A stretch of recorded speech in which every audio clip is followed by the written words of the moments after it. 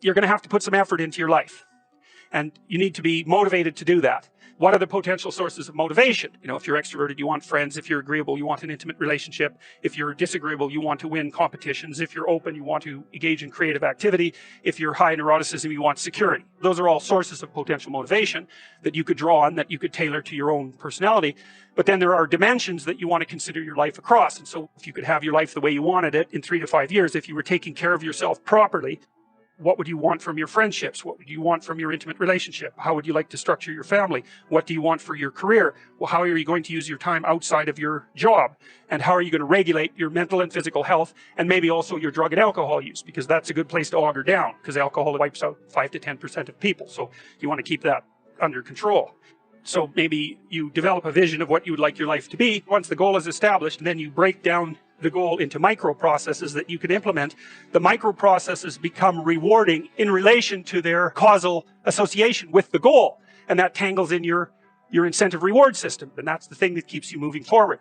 It produces positive emotion when it can see you moving towards a valued goal. What's the implication of that?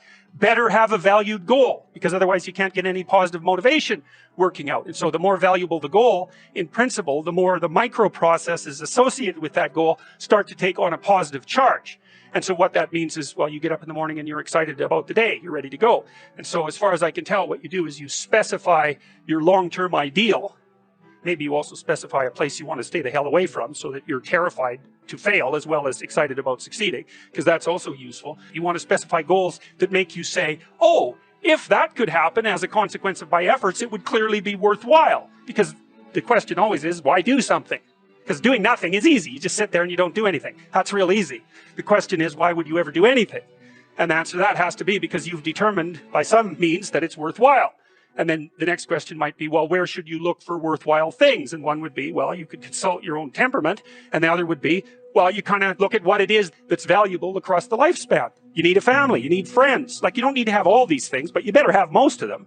Family, friends, career, educational goals, plans for, time outside of work, attention to your mental and physical health, etc. That's what life is about. And if you don't have any of those things, well, then all you've got left is misery and suffering. So that's a bad deal. But once you set up that goal structure, and that's really who it is that you're trying to be, and you aim at that, and then you use everything you learned as a means of building that person that you want to be. And I really mean want to be. I don't mean should be, even those things are going to overlap. And specify your damn goals, because how are you going to hit something if you don't know what it is? That isn't going to happen. And often people won't specify their goals too, because they don't like to specify conditions for failure. So if you keep yourself all vague and foggy, which is real easy, because that's just a matter of not doing as well, then you don't know when you fail. And people might say, well, I really don't want to know when I fail because that's painful. So I'll keep myself blind about when I fail. That's fine, except you'll fail all the time then. You just won't know it until you've failed so badly that you're done. And that can easily happen by the time you're 40. I would recommend that you don't let that happen. So that's willful blindness, right? You could have known, but you chose not to. Okay, so once you get your goal structure set up, you think, okay, if I could have this life, looks like that might be worth living, despite the fact that it's going to be anxiety-provoking and threatening, and there's going to be some suffering and loss involved in all of that. Obviously, the goal is to have a vision for your life such that, all things considered, that justifies your effort. Then you turn down to the micro routines. It's like, okay, well, this is what I'm aiming for. How does that instantiate itself day to day, week to week, month to month? And that's where something like a schedule can be unbelievably useful. Google Calendar. It's like, make a damn schedule and stick to it. Okay, so what's the rule with the schedule? It's not a bloody prison. Well, what kind of schedule are you setting up? I have to do this, then I have to do this, then I have to do this, and then I just go play video games, because who wants to do all these things that I have to do? It's like, wrong. Set the damn schedule up so that you have the day you want.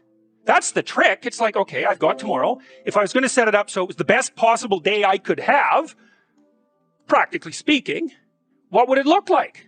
Well, then you schedule that. And obviously there's a bit of responsibility that's going to go along with that, because if you have any sense, one of the things that you're going to insist upon is that at the end of the day, you're not in worse shape than you were at the beginning of the day. If you have a bunch of those in a row, sorry, that's just not a good strategy.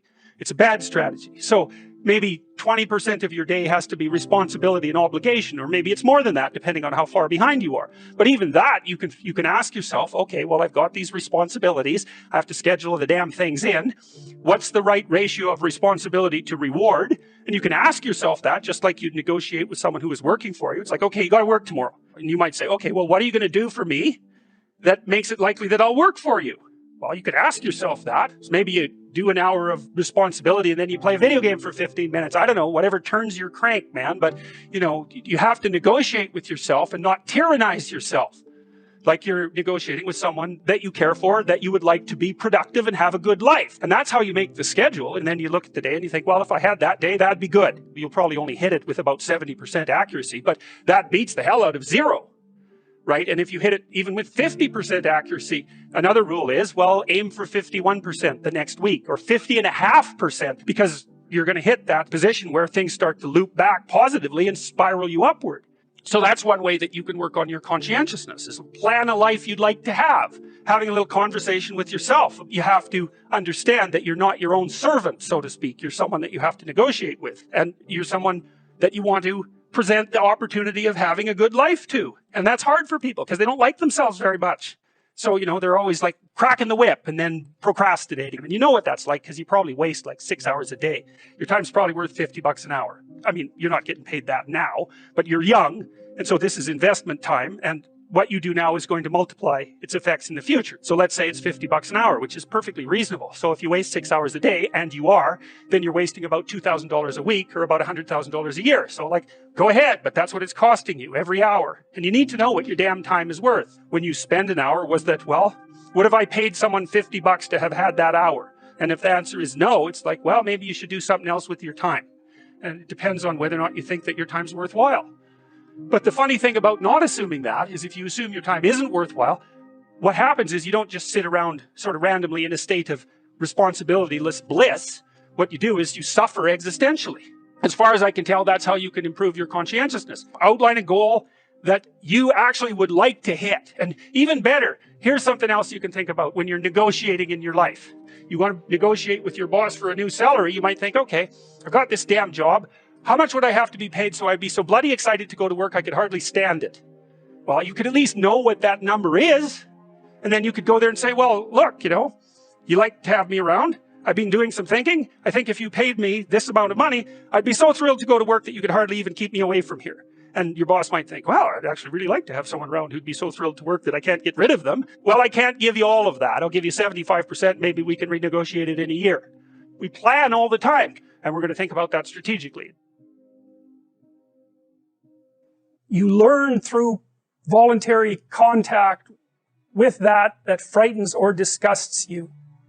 Carl Jung said his primary dictum was instir quellinus invenitur, which I'm sure I'm massacring because it's Latin, but it meant in filth it will be found.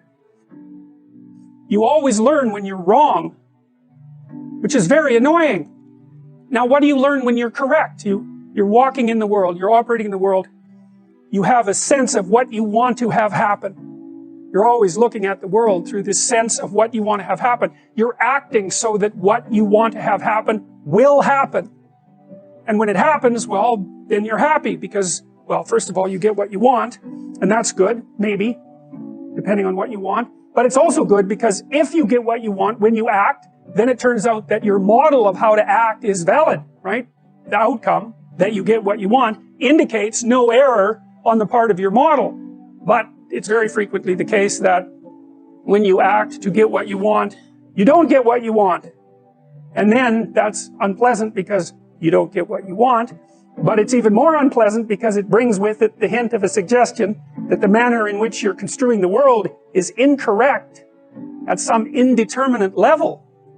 So, for example, if you tell a joke at a party, you presume that people will attend, and then when they hear the joke, they will laugh. And then if you tell the joke and it goes flat, or even worse, disgusts and offends people, then you're going to be taken aback. And that's partly because you didn't get what you want, and that's not so good. But it's more because there's something wrong with the way you conceptualize the situation. And then you're faced with a problem, and the problem is the emergence of a domain of the unknown. It's like, well, what kind of mistake did you make? Maybe you're not as funny as you think you are. That could be a big problem.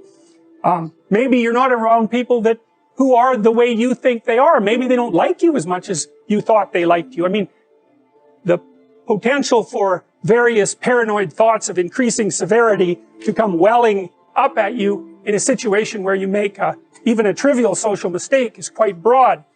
And when you make an error of that sort, you have to face it and sort through all the possibilities so that you can find out what it was that you did wrong and how to retool it so that in the future you don't make the same mistake.